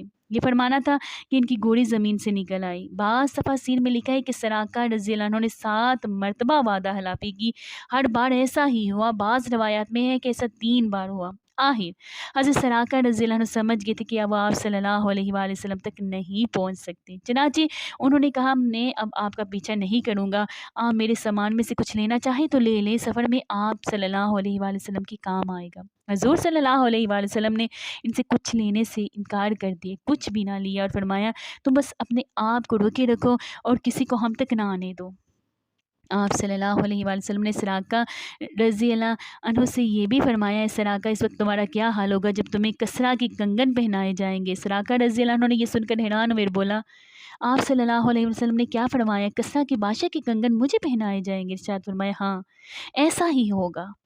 نبی کریم صلی اللہ علیہ وآلہ وسلم کی یہ حیرت انگیز پیشن گوئی تھی، کیونکہ اس وقت ایسا ہونے کا قطعاً کوئی امکان دور دور تک نہیں تھا۔ لیکن پھر ایک وقت آیا کہ حضرت سراقہ رضی اللہ عنہ مسلمان ہوئے۔ حضرت عمر رضی اللہ عنہ کے دور میں جب مسلمانوں کو فتوحات پر فتوحات ہوئی اور ایران کے بادشاہ کسریٰ کو شکست فاش ہوئی، تو اس مال غنیمت میں کسریٰ کے کنگن بھی تھے۔ یہ کنگن حضرت عمر رضی اللہ عنہ نے حضرت سراقہ رضی اللہ عنہ کو پہنائے، اور اس وقت سراقہ رضی اللہ عنہ کو یاد آ گیا کہ نبی کریم صلی اللہ علیہ وآلہ وسلم نے ہجرت کے وقت ارشاد فرمایا تھا، اے سراقہ اس وقت تک تمہارا کیا حال ہوگا جب تمہیں کسریٰ کے کنگن پہنائے جائیں گے۔ اپنے ایمان لانے کی تفصیل سراقہ رضی اللہ عنہ یوں بیان کرتے ہیں، جب رسول کریم صلی اللہ علیہ وآلہ وسلم حنین اور طائف کے موقع سے فارغ ہو چکے تو میں ان سے ملنے کے لیے روانہ ہوا۔ ان سے میری ملاقات جڑانہ کے مقام پر ہوئی۔ میں انصاری سواروں کے درمیان سے لشکر کے اس حصے کی طرف روانہ ہوا جہاں آپ صلی اللہ علیہ وآلہ وسلم نے اپنی اونٹنی پر تشریف فرما تھے۔ میں نے نزدیک پہنچ کر عرض کیا، اے اللہ کے رسول، میں سراقہ ہوں۔ ارشاد فرمایا، قریب آ جاؤ۔ میں نزدیک چلا آیا اور پھر ایمان لے آیا۔ حضرت عمر صدیق رضی اللہ عنہ نے کسریٰ کی کنگن مجھے پہناتے ہوئے فرمایا تھا، تمام تعریفیں اسی ذات باری تعالیٰ کے لیے ہیں جس نے یہ چیزیں شاہ ایران کسریٰ بن حرمز سے چھین لی، جو یہ کہا کرتا تھا میں انسانوں کا پروردگار ہوں۔ یہ سراقہ نبی کریم صلی اللہ علیہ وآلہ وسلم سے معافی ملنے کے بعد واپس پلٹنے اور راستے میں جو بھی آپ صلی اللہ علیہ وآلہ وسلم کی تلاش میں آتا ہوا انہیں ملا، یہ سے یہ کہہ کر لوٹاتے رہے میں اس طرف ہی سے ہو کر آ رہا ہوں، ادھر مجھے کوئی نہیں ملا، اور لوگ جانتے ہی ہیں مجھے راستوں کی کتنی پہچان ہے۔ غرض اس روز یہ قافلہ تمام رات چلتا رہا، یہاں تک کہ چلتے چلتے اگلے دن دوپہر کا وقت ہو گیا۔ اب دور دور تک کوئی آتا جاتا نظر نہیں آ رہا تھا۔ ایسے میں سامنے ایک چٹان ابھری ہوئی نظر آئی، اس کا سایہ کافی دور تک پھیلا ہوا تھا۔ حضور اکرم صلی اللہ علیہ وآلہ وسلم نے اس جگہ پر پڑاؤ ڈالنے کا ارادہ فرمایا۔ حضرت ابوبکر صدیق رضی اللہ عنہ سواری سے اترے اور اپنے ہاتھوں سے جگہ کو صاف کرنے لگے تاکہ آپ صلی اللہ علیہ وآلہ وسلم چٹان کے سائے میں سو سکیں۔ جگہ صاف کرنے کے بعد حضرت ابوبکر صدیق رضی اللہ عنہ نے اپنی پوستین وہاں بچھا دی اور عرض کیا، اللہ کے رسول صلی اللہ علیہ وآلہ وسلم یہاں سو جائیں، میں پہرا دوں گا۔ حضور اکرم صلی اللہ علیہ وآلہ وسلم سو گئے۔ ایسے میں حضرت ابوبکر صدیق رضی اللہ عنہ نے ایک چرواہی کو چٹان کی طرف آتے دیکھا، شاید وہ بھی سائے میں آرام کرنا چاہتا تھا۔ حضرت ابوبکر صدیق رضی اللہ عنہ فوراً طرف مڑے اور اس سے بولے، تم کون ہو؟ اس نے بتایا، میں مکہ کا رہنے والا ہوں اور ایک چرواہا ہوں۔ حضرت ابوبکر صدیق رضی اللہ عنہ بولے، کیا تمہاری بکریوں میں کوئی دودھ والی بکری ہے؟ جواب میں اس نے کہا، ہاں ہے۔ پھر وہ ایک بکری سامنے لائے اور اپنے ایک برتن میں دودھ دھوا اور حضرت ابوبکر صدیق رضی اللہ عنہ کو دیا۔ وہ دودھ کا برتن اٹھائے آپ صلی اللہ علیہ وآلہ وسلم کے پاس آئے، جس وقت سو رہے تھے۔ انہوں نے آپ صلی اللہ علیہ وآلہ وسلم کو جگانا مناسب نہ سمجھا، دودھ کا برتن لیے اس وقت تک کھڑے رہے جب تک کہ آپ صلی اللہ علیہ وآلہ وسلم جاگ نہیں گئے۔ حضرت ابوبکر صدیق رضی اللہ عنہ نے دودھ میں پانی کی دار ڈالی تاکہ وہ ٹھنڈا ہو جائے، پھر خدمت میں پیش کیا اور عرض کیا، یہ دودھ پی لیجئے۔ آپ صلی اللہ علیہ وآلہ وسلم نے دودھ نوش فرمایا اور پوچھا، کیا روانگی کا وقت ہو گیا ہے؟ حضرت ابوبکر صدیق رضی اللہ عنہ نے عرض کیا، جی ہاں ہو گیا ہے۔ اب یہ قافلہ پھر روانہ ہوا۔ ابھی کچھ دور ہی گئے ہوگے کہ ایک خیمہ نظر آیا۔ خیمے کے باہر ایک عورت بیٹھی تھی، یہ ام موبد رضی اللہ عنہا تھی، جس وقت تک اسلام کی دعوت سے محروم تھی۔ ان کا نام عاتقہ تھا، یہ ایک بہادر اور شریف خاتون تھی۔ انہوں نے بھی آنے والوں کو دیکھ لیا۔ اس وقت ام موبد رضی اللہ عنہا کو یہ معلوم نہیں تھا کہ چھوٹا سا قافلہ کن ہستیوں کا ہے۔ نزدیک آنے پر حضور صلی اللہ علیہ وآلہ وسلم ام موبد رضی اللہ عنہا کے پاس ایک بکری کھڑی نظر آئی۔ وہ بہت ہی کمزور اور دبلی پتلی سی بکری تھی۔ آپ صلی اللہ علیہ وآلہ وسلم نے ام موبد رضی اللہ عنہا سے دریافت کیا، کیا اس کے تھنوں میں دودھ ہے؟ اس پر ام موبد رضی اللہ عنہا نے بولی، اس کمزور اور مریل بکری کے تھنوں میں دودھ کہاں سے آئے گا؟ آپ صلی اللہ علیہ وآلہ وسلم نے ارشاد فرمایا، کیا تم مجھے اس کو دھونے کی اجازت دو گی؟ اس پر ام موبد رضی اللہ عنہا بولی، لیکن یہ تو ابھی ویسے ہی دودھ دینے والی نہیں ہوئی، آپ وہ سوچئے یہ دودھ کس طرح دے سکتی ہے؟ میری طرف سے اجازت ہے، اگر اسے آپ کو دودھ نکال سکتے ہو تو نکال لیجئے۔ حضرت ابوبکر صدیق رضی اللہ عنہ اس بکری کا حضور اکرم صلی اللہ علیہ وآلہ وسلم کے پاس لے آئے۔ حضور صلی اللہ علیہ وآلہ وسلم نے اس کی کمر اور تھنوں پر ہاتھ پھیرا اور دعا کی، اے اللہ اس بکری میں ہمارے لیے برکت عطا فرما۔ جو ہی آپ صلی اللہ علیہ وآلہ وسلم نے یہ دعا مانگی کہ اے اللہ اس بکری میں ہمارے لیے برکت عطا فرما، بکری کے تھن دودھ سے بھر گئے اور ان سے دودھ ٹپکنے لگا۔ یہ نظارہ دیکھ کر حضرت ام موبد رضی اللہ عنہا حیرت زدہ رہ گئی۔ آپ صلی اللہ علیہ وآلہ وسلم نے ارشاد فرمایا، ایک برتن لاؤ۔ حضرت ام موبد رضی اللہ عنہا ایک برتن اٹھا لائیں۔ وہ اتنا بڑا تھا کہ اس سے 8-10 آدمی سیراب ہو سکتے تھے۔ غرض حضور نبی کریم صلی اللہ علیہ وآلہ وسلم نے بکری کا دودھ نکالا، اس کے تھنوں میں دودھ بہت بڑھ گیا تھا۔ آپ صلی اللہ علیہ وآلہ وسلم نے وہ دودھ پہلے ام موبد رضی اللہ عنہ کو دیا، انہوں نے خوب سیر ہو کر پیا۔ اس کے بعد ان کے گھر والوں نے پیا۔ آخر میں نبی کریم صلی اللہ علیہ وآلہ وسلم نے خود دودھ نوش فرمایا اور پھر ارشاد فرمایا، قوم کو پلانے والا خود سب سے بعد میں پیتا ہے۔ سب کے دودھ پی لینے کے بعد آپ صلی اللہ علیہ وآلہ وسلم نے پھر بکری کا دودھ نکال کر ام موبد رضی اللہ عنہ کو دے دیا اور وہاں سے آگے روانہ ہوئے۔ شام کے وقت ام موبد رضی اللہ عنہ کے شوہر ابو موبد رضی اللہ عنہ لوٹے، وہ اپنی بکریوں کو چرانے کے لیے گئے ہوئے تھے۔ خیمے پر پہنچے تو وہاں بہت سا دودھ نظر آیا۔ دودھ دیکھ کر حیران ہو گئے، بیوی سے بولے، اے ام موبد یہ دودھ کہاں سے آیا؟ یہ دودھ کیسے رکھا ہوا ہے؟ گھر میں تو کوئی دودھ دینے والی بکری بھی نہیں ہے۔ مطلب یہ تھا کہ یہاں جو بکری تھی وہ تو دودھ دے ہی نہیں سکتی تھی، وہ یہ دودھ کہاں سے آیا؟ حضرت مومد رضی اللہ عنہ بولی آج یہاں سے ایک بہت مبارک شخص کا گزر ہوا تھا۔ یہ سن کر حضرت ابو مومد رضی اللہ عنہ حیران ہوئے، پھر بولے ان کا حلیہ تو بتاؤ۔ جواب میں مومد رضی اللہ عنہ نے کہا ان کا چہرہ نورانی تھا، ان کی آنکھیں ان کی لمبی پلکوں کے نیچے چمکتی تھی، وہ گہری سیاہ تھی، ان کے واس میں نرمی تھی، وہ درمیانے قد کے تھے، یعنی چھوٹے قد کے نہیں تھے نہ بہت زیادہ لمبے تھے۔ ان کا کلام ایسا تھا جیسے کسی لڑی میں موتی پرو دیے گئے ہوں۔ بات کرنے کے بعد جب خاموش ہوتے تھے تو ان پر باوقار سنجیدگی ہوتی تھی، اپنے ساتھی کو کسی بات کا حکم دیتے تھے تو جلد از جلد اس کو پورا کرتے تھے، وہ انہیں کسی بات سے روکتے تھے تو فوراً رک جاتے تھے، وہ انتہائی ہوش ہلاک تھی، ان کی گردن سے نور کی کرنیں پھوٹتی تھی، ان کے دونوں ابرو ملے ہوئے تھے، بال نہایت سیاہ تھے، وہ دور سے دیکھنے پر نہایت شاندار اور قریب سے دیکھنے پر نہایت حسین و جمیل لگتے تھے۔ ان کی طرف نظر پڑتی تو پھر دوسری طرف ہٹ نہیں سکتی تھی۔ اپنے ساتھی میں وہ سب سے زیادہ حسین و جمیل اور باروب تھے، سب سے زیادہ بلند مرتبہ تھے۔ حضرت مومد رضی اللہ عنہ کا بیان کردہ حلیہ سن کر ان کے شوہر بولے اللہ کی قسم یہ حلیہ اور صفات انہی قریش بزرگ کی ہے، اگر میں یہاں آتا تو ضرور ان کی پیروی اختیار کر لیتا، اور میں اب اس کی کوشش کروں گا۔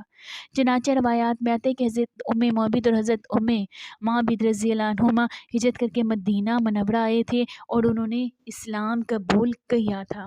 حضرت مومد رضی اللہ عنہ کی جس بکری کا دودھ آپ صلی اللہ علیہ وآلہ وسلم نے دہا تھا وہ بکری حضرت عمر رضی اللہ عنہ کی خلافت کے زمانے تک زندہ رہی۔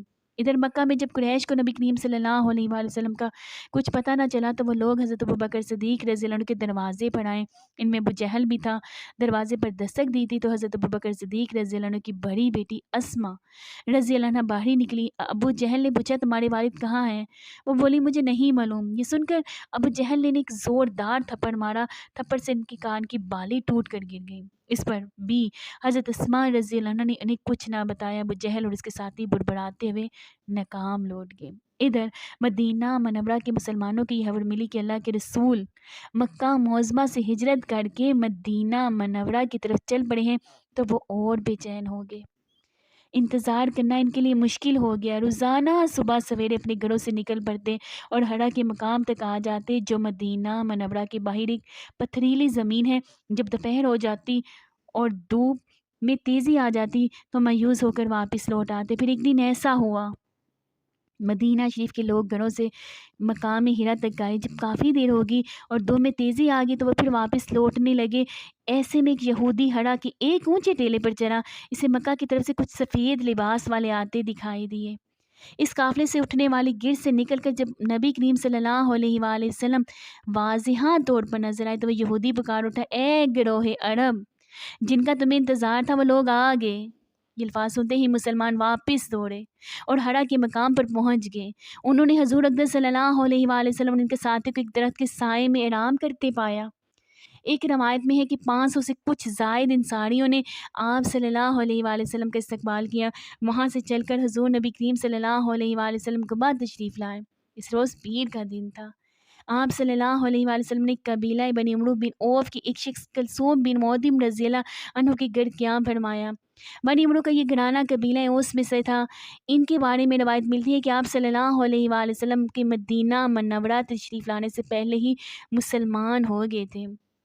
قباء میں حضور اکرم صلی اللہ علیہ وآلہ وسلم نے ایک مسجد کی بنیاد رکھی، اس کا نام مسجد قباء رکھا۔ اس مسجد کے بارے میں ایک حدیث میں ہے کہ جس شخص نے مکمل طور پر وضو کیا پھر مسجد قباء میں نماز پڑھی تو اسے ایک حج اور ایک عمرے کا ثواب ملے گا۔ سبحان اللہ۔ حضور اقدس صلی اللہ علیہ وآلہ وسلم اکثر اس مسجد میں تشریف لاتے رہے۔ اس مسجد کی فضیلت میں اللہ تعالیٰ نے سورۃ التوبہ میں ایک آیت بھی نازل فرمائی۔ قباء سے آپ صلی اللہ علیہ وآلہ وسلم مدینہ منورہ پہنچے، جو ہی آپ صلی اللہ علیہ وآلہ وسلم کی آمد کی خبر مسلمانوں کو پہنچی، ان میں خوشی کی انتہا نہ رہی۔ حضرت برا رضی اللہ عنہ فرماتے کہ میں نے مدینہ والوں کو حضرت صلی اللہ علیہ وآلہ وسلم کی آمد پر جتنا خوش دیکھا اتنا کسی اور موقع پر نہیں دیکھا۔ سب لوگ آپ صلی اللہ علیہ وآلہ وسلم کے راستے میں دونوں طرف آ کھڑے ہوئے اور عورتیں چھتوں پر چڑھ گئی تاکہ آپ صلی اللہ علیہ وآلہ وسلم کی آمد کا منظر دیکھ سکے۔ عورتیں اور بچے خوشی سے یہ شعر بھی پڑھنے لگے، طلع البدر علینا، جس کا ترجمہ ہے 14ویں رات کا چاند ہم پر طلوع ہوا۔ 14ویں رات کا چاند ہم پر طلوع ہوا۔ جب تک اللہ تعالیٰ کو پکارنے والا اس سرزمین پر باقی ہے ہم پر اس نعمت کا شکر ادا کرنا واجب ہے۔ اے آنے والے شخص جو ہم میں پیغمبر بنا کر بھیجے گئے ہیں، آپ ایسے احکامات لے کر آئے ہیں جن کی پیروی اور اطاعت واجب ہے۔ راستے میں ایک جگہ حضور اکرم صلی اللہ علیہ وآلہ وسلم بیٹھ گئے۔ حضرت ابوبکر صدیق رضی اللہ عنہ حضور صلی اللہ علیہ وآلہ وسلم کے پاس کھڑے ہو گئے۔ حضرت ابوبکر صدیق رضی اللہ عنہ بڑھاپے کے سار ظاہر ہونا شروع ہو گئے تھے، جبکہ حضور اکرم صلی اللہ علیہ وآلہ وسلم جوان نظر آتے تھے۔ حضور اکرم صلی اللہ علیہ وآلہ وسلم کے بال سیاہ تھے، اگرچہ آپ صلی اللہ علیہ وآلہ وسلم کی عمر میں حضرت ابوبکر صدیق رضی اللہ عنہ سے 2 سال بڑے تھے۔ اب ہوا یہ کہ جن لوگوں نے پہلے آپ صلی اللہ علیہ وآلہ وسلم کو نہیں دیکھا تھا، انہوں نے حضرت ابوبکر صدیق رضی اللہ عنہ کے بارے میں خیال کیا کہ اللہ کے رسول یہ ہیں، اور گرم جوشی سے ان سے ملنے لگے۔ یہ بات حضرت ابوبکر صدیق رضی اللہ عنہ نے فوراً محسوس کر لی۔ اس وقت تک دھوپ بھی حضور اکرم صلی اللہ علیہ وآلہ وسلم پر پڑنے لگی تھی، چنانچہ حضرت ابوبکر صدیق رضی اللہ عنہ نے اپنی چادر سے حضور اکرم صلی اللہ علیہ وآلہ وسلم پر سایہ کر دیا تھا۔ تب لوگوں نے جانا کہ اللہ کے رسول یہ ہیں۔ پھر نبی کریم صلی اللہ علیہ وآلہ وسلم اس جگہ سے روانہ ہوئے۔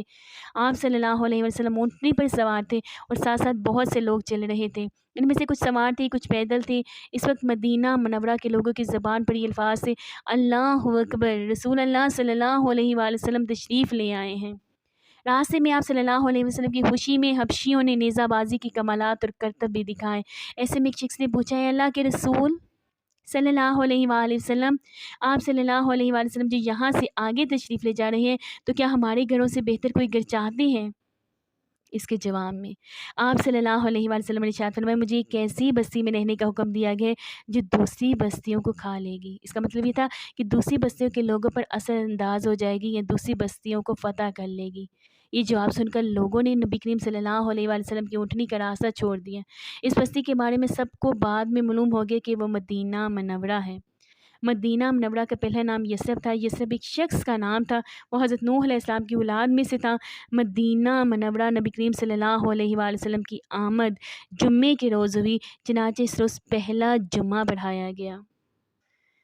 جمعے کی یہ پہلی نماز مدینہ منورہ کے محلے بنی سالم کی، جس جگہ میں آپ صلی اللہ علیہ وآلہ وسلم نے جمعہ ادا کیا، اس مسجد کو مسجد جمعہ کہا جاتا ہے۔ یہ قباء کی طرف جانے والے راستے کی بائیں طرف ہے۔ اس طرح یہ پہلی نماز جمعہ تھی۔ حضور نبی کریم صلی اللہ علیہ وآلہ وسلم نے اس نماز سے پہلے خطبہ بھی دیا۔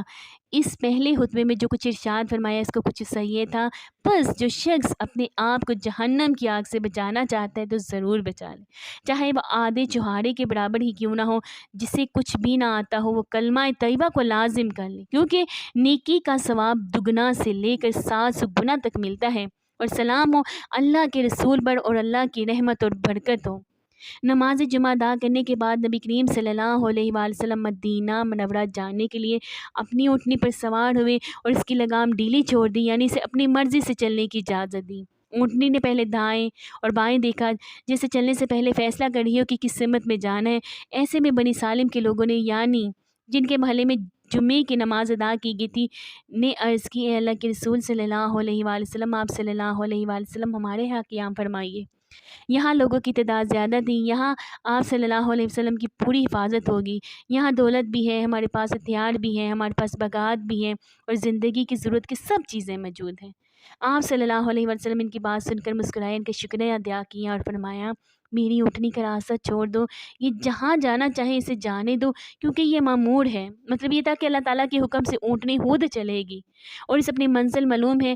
آپ صلی اللہ علیہ وآلہ وسلم نے ان حضرات کو دعا دی: اللہ تعالیٰ تمہیں برکت عطا فرمائے۔ اس کے بعد اونٹنی روانہ ہوئی، یہاں تک کہ بنی بیاسا کے محلے میں پہنچی۔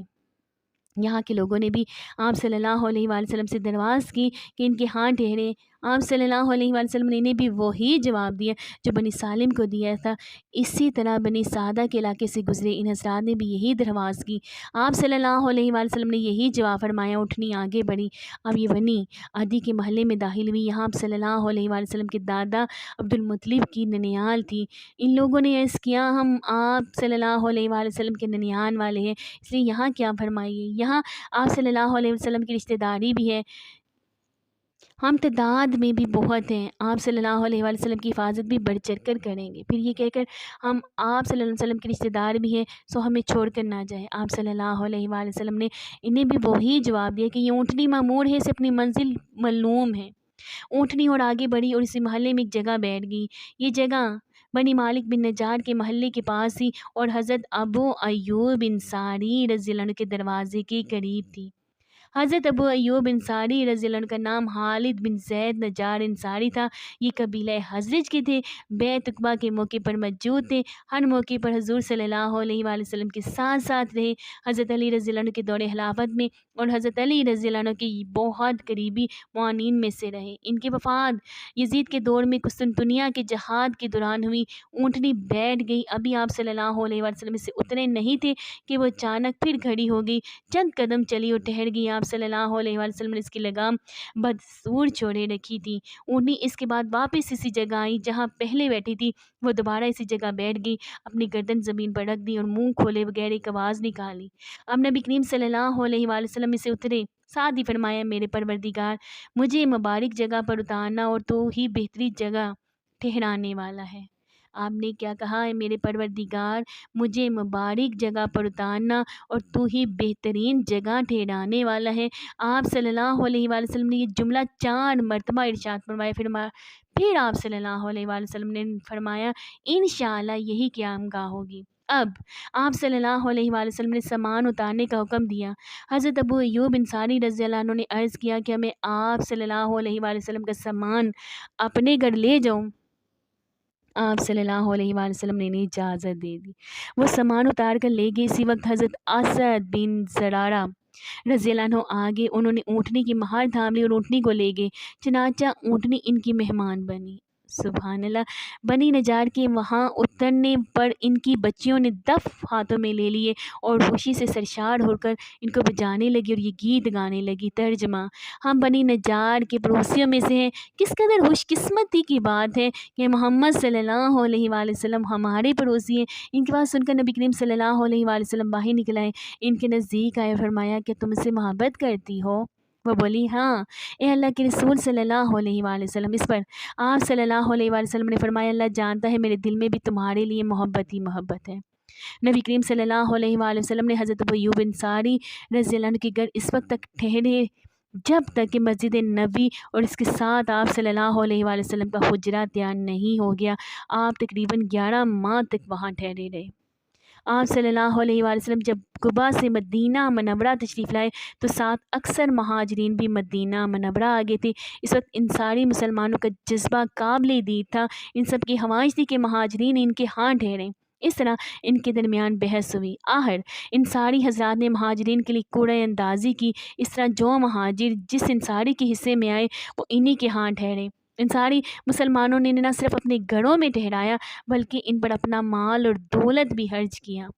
महाजिरीन की आमद से पहले इन सारी मुसलमान एक जगह बाद जमात नमाज अदा करते थे। हज़रत असद बिन ज़रारा रज़ियल्लाहु अन्हु ने नमाज़ पढ़ाते थे। जब आप सल्लल्लाहु अलैहि वसल्लम तशरीफ़ लाए तो सबसे पहले मस्जिद बनाने की फ़िक्र हुई। आप सल्लल्लाहु अलैहि वसल्लम अपनी ऊँटनी पर सवार हुए और इसकी लगाम ढीली छोड़ दी। ऊँटनी चल पड़ी। वो इस जगह जाकर बैठ गई जहाँ आज मस्जिद नबवी है। सुभान अल्लाह। जिस जगह मुसलमान नमाज अदा करते रहते हैं वो जगह भी इसके आसपास ही थी। इस वक्त वहाँ सिर्फ दीवारें खड़ी की गई थी, इन पर छत नहीं थी। ऊँटनी के बैठने पर आप सल्लल्लाहु अलैहि वसल्लम ने इरशाद फरमाया, बस मस्जिद इसी जगह बनेगी। इसके बाद आप सल्लल्लाहु अलैहि वसल्लम ने असद बिन ज़रारा रज़ियल्लाहु अन्हु से फरमाया, तुम ये जगह मस्जिद के लिए फ़रोख्त कर दो। वो जगह दरअसल 2 यतीम बच्चों की, सहल और सहेल की थी और असद बिन ज़रारा रज़ियल्लाहु अन्हु इनके सरपरस्त थे। ये रवायत भी आई है कि इनके सरपरस्त माज़ बिन अफ़रा रज़ियल्लाहु अन्हु थे। अब सल्लल्लाहु अलैहि वसल्लम की बात सुनकर हज़रत अबू अय्यूब अंसारी रज़ियल्लाहु अन्हु ने अर्ज़ की, आप ये ज़मीन ले लें, मैं इसकी कीमत इन दोनों को अदा कर देता हूँ। आप सल्लल्लाहु अलैहि वसल्लम ने इसे इनकार फरमाया और 10 दिनार में ज़मीन का वो टुकड़ा खरीद लिया। ये कीमत हज़रत अबू बकर सिद्दीक़ रज़ियल्लाहु अन्हु के माल से अदा की गई। वाह, क्या किस्मत पाई हज़रत अबू बकर सिद्दीक़ रज़ियल्लाहु अन्हु ने कि क़यामत तक मस्जिद नबवी के नमाजियों का सवाब इनके नामा माल में लिखा जा रहा है। सुभान अल्लाह। ये रवायत भी है कि आप सल्लल्लाहु अलैहि वसल्लम ने इन दोनों यतीम लड़कों को बुलवाया, ज़मीन के सिलसिले में इनसे बात की। इन दोनों ने अर्ज़ किया, अल्लाह के रसूल सल्लल्लाहु अलैहि वसल्लम, हम ये ज़मीन हदिया करते हैं। आप सल्लल्लाहु अलैहि वसल्लम ने इन यतीमों का हदिया कबूल करने से इनकार फरमा दिया और 10 दिनार में ज़मीन का वो टुकड़ा इनसे खरीद लिया। حضرت ابوبکر صدیق رضی اللہ عنہ کو حکم دیا گیا کہ وہ انہیں 10 دینار ادا کر دے، چنانچہ انہوں نے وہ رقم ادا کر دی۔ زمین کی خرید کے بعد آپ صلی اللہ علیہ وآلہ وسلم نے مسجد کی تعمیر شروع کرنے کا ارادہ فرمایا، اینٹیں بنانے کا حکم دیا گیا، پھر گھڑا تیار کیا گیا۔ آپ صلی اللہ علیہ وآلہ وسلم نے اپنے دستے مبارک سے پہلی اینٹ رکھی، پھر حضرت ابوبکر صدیق رضی اللہ عنہ کو حکم دیا کہ دوسری اینٹ وہ رکھے۔ انہوں نے آپ صلی اللہ علیہ وآلہ وسلم کی لگائی ہوئی اینٹ کے برابر دوسری اینٹ رکھ دی۔ اب حضرت عمر رضی اللہ عنہ کو بلایا گیا، انہوں نے صدیق اکبر رضی اللہ عنہ کی اینٹ کے برابر تیسری اینٹ رکھی۔ اب آپ صلی اللہ علیہ وآلہ وسلم نے حضرت عثمان رضی اللہ عنہ کو بلایا، انہوں نے حضرت عمر رضی اللہ عنہ کی اینٹ کے برابر چوتھی اینٹ رکھی۔ ساتھ ہی آپ صلی اللہ علیہ وآلہ وسلم نے ارشاد فرمایا، میرے بعد یہی خلیفہ ہوں گے۔ پھر حضور اقدس صلی اللہ علیہ وآلہ وسلم نے عام مسلمانوں کو حکم دیا، اب پتھر لگانا شروع کر دو۔ اگر آپ کو میری ویڈیو اچھی لگی تو پلیز اس کو لائک کریں، میرے چینل کو سبسکرائب کریں، اور میں دعا کرتی ہوں کہ آپ جہاں کہیں رہیں ہمیشہ ہنس سے مسکراتے رہیں، سدا شاد و آباد رہیں۔ اللہ پاک نے ہمیں ایمان والی زندگی دی ہے، اللہ پاک ہمیں ایمان پر موت بھی عطا کرے۔ اللہ پاک ہمیں سنتے رسول پر چلنے کی توفیق عطا کریں اور قرآن پاک پر عمل کرنے کی توفیق عطا فرمائیں۔ اللہ رب العزت ہمیں اور ہماری اولادوں کو اپنے پیارے اور فرما بردار بندوں میں شامل کر دے، آمین ثم آمین یا رب العالمین۔ ملتی ہوں پھر آپ کے ساتھ نیکسٹ ویڈیو میں، فی امان اللہ۔